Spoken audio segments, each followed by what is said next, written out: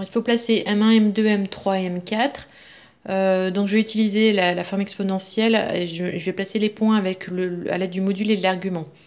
Donc il me manque Z4. Donc Z4, c'est 2 puissance 4 E I moins 1 puissance 4 pi sur 6. Donc c'est égal à 16. Moins 1 puissance 4, ça fait 1. Donc E I pi sur 6. Donc on voit que l'argument alterne entre moins pi sur 6 et pi sur 6 et que le module est à chaque fois multiplié par 2. Donc le module représente la distance au point O. Donc pour M1, il sera sur le cercle de rayon 2 et le module c'est moins pi sur 6, donc il sera à peu près par là.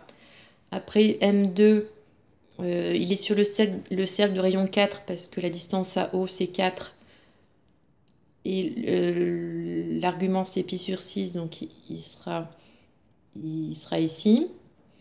Après le Z3 il est sur le cercle de centre O et de rayon 8 puisque le module est égal à 8. Voilà, donc j'ai déjà tracé les cercles, les arcs de cercle. Et après, j'ai placé dessus les points M1, M2, M3, M4. Voilà, donc j'ai tracé les arcs de cercle. Ensuite, pour l'argument égal à pi sur 6 ou moins pi sur 6, on sait là que pi sur 6, son sinus, c'est 1,5. Et moins pi sur 6, son sinus, c'est moins 1,5. Donc du coup, ici, là, pour avoir un argument là, de moins pi sur 6, donc il faut prendre la moitié du rayon. Donc ici, et donc on va jusqu'au cercle. Et donc ça, c'est M1. Après, pour M2, donc un module égal à 4.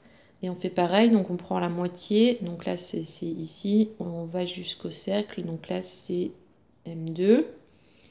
Après, pour M3, le module est égal à 8. Donc c'est sur ce cercle. La moitié du rayon, là, c'est 4. Enfin, moins 4, du coup. Et ici, on est à M3.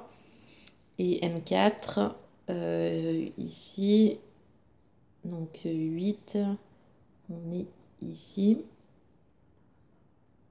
Donc M4.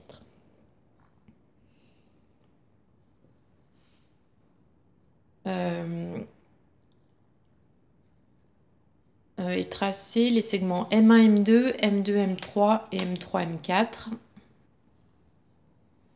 Voilà, donc on obtient ces segments-là quand on relie M1, M2, M2, M3 et M3, M4.